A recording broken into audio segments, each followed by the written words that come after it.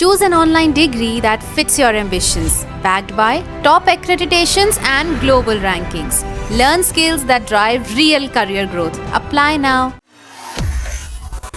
मध्य पूर्व में छिड़ी जंग अब सिर्फ एक क्षेत्रीय संघर्ष नहीं रह गई है, बल्कि इसका असर पूरी दुनिया पर साफ दिखने लगा है। अमेरिका, इजराइल और ईरान के बीच बढ़ते टकराव ने वैश्विक राजनीति, अर्थव्यवस्था और ऊर्जा सुरक्षा को हिलाकर रख दिया है। ऐसे में अब हर तरफ से इस जंग को खत्म करने की मांग उठाई जा रही है। इसी बीच अमेरिका के राष्ट्रपति डोनाल्ड ट्रंप ने हाल ही में संकेत दिए हैं कि अमेरिका इस टकराव से थोड़ा पीछे हटने और बातचीत के रास्ते पर आगे बढ़ने को तैयार है। ट्रंप का दावा है कि वॉशिंगटन और तेहरान के बीच पूरे हफ्ते बातचीत चल सकती है। हालांकि उन्होंने ये साफ नहीं किया कि ईरान की ओर से कौन प्रतिनिधित्व करेगा, लेकिन अब इस पूरे मामले में सबसे अहम बात सामने आई है, ईरान की शर्तें।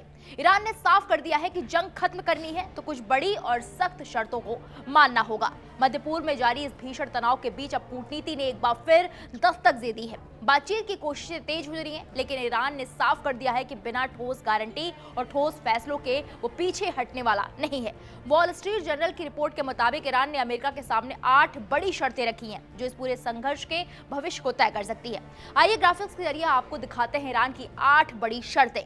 पहली शर्त, ईरान चाहता है कि अमेरिका खाड़ी क्षेत्र में अपने सभी सैन्य ठिकानों को बंद करे। मतलब साफ है, ईरान अब अपने आसपास अमेरिकी सैन्य मौजूदगी बर्दाश्त करने के मूड में नहीं है। दूसरी शर्त, ईरान पर लगे सभी आर्थिक प्रतिबंध पूरी तरह खत्म किए जाए। ये प्रतिबंध उसकी अर्थव्यवस्था पर भारी दबाव डालते रहे और अब ईरान इन्हें पूरी तरह हटवाना चाहता है।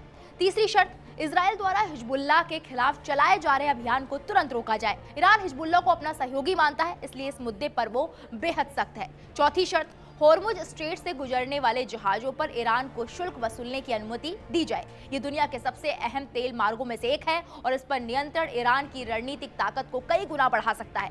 पांचवी शर्त, अमेरिका ये गारंटी दे कि वो भविष्य में कभी भी ईरान पर हमला नहीं करेगा। यानी सिर्फ मौखिक भरोसा नहीं, बल्कि ठोस अंतर्राष्ट्रीय आश्वासन चाहिए। छठी शर्त, युद्ध के दौरान हुए नुकसान के अनुपात में ईरान को वित्तीय मुआवजा दिया जाए। इससे साफ है कि ईरान इस जंग की कीमत वसूलना चाहता है। सातवीं शर्त, ईरान 5 साल तक बैलिस्टिक मिसाइल विकास रोकने और यूरेनियम संवर्धन कम करने को तैयार है, लेकिन इसके बदले उसे अपने हितों की सुरक्षा चाहिए। आठवीं शर्त, ईरान अंतर्राष्ट्रीय परमाणु ऊर्जा एजेंसी यानी कि IAEA को अपने सेंट्रीफ्यूज का निरीक्षण करने देगा और प्रॉक्सी समूहों को फंडिंग रोकने पर भी सहमत हो सकता है, लेकिन ये सब एक व्यापक समझौते का हिस्सा होना चाहिए। अब बात उन 3 बड़ी शर्तों की जो ईरान पहले ही रख चुका था।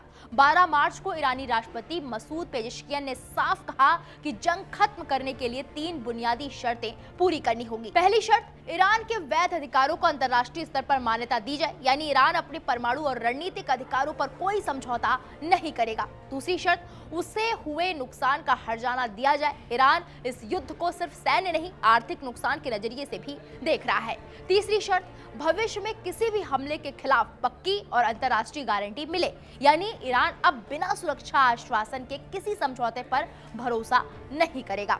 कुल मिलाकर साफ है कि बातचीत की राह आसान नहीं है। एक तरफ अमेरिका बातचीत की बात कर रहा है, तो दूसरी तरफ ईरान ने अपनी शर्तों का दायरा इतना बड़ा कर दिया है कि समझौता करना किसी बड़ी कूटनीतिक चुनौती से कम नहीं होगा। अब देखना यह होगा कि क्या ये शर्तें किसी समझौते का रास्ता खोलती हैं या फिर मिडिल ईस्ट की ये जंग दुनिया के लिए और बड़ा संकट बनती चली जाएगी। इस पूरे मामले पर आपकी क्या राय है, हमें कमेंट बॉक्स में जाकर जरूर बताइएगा।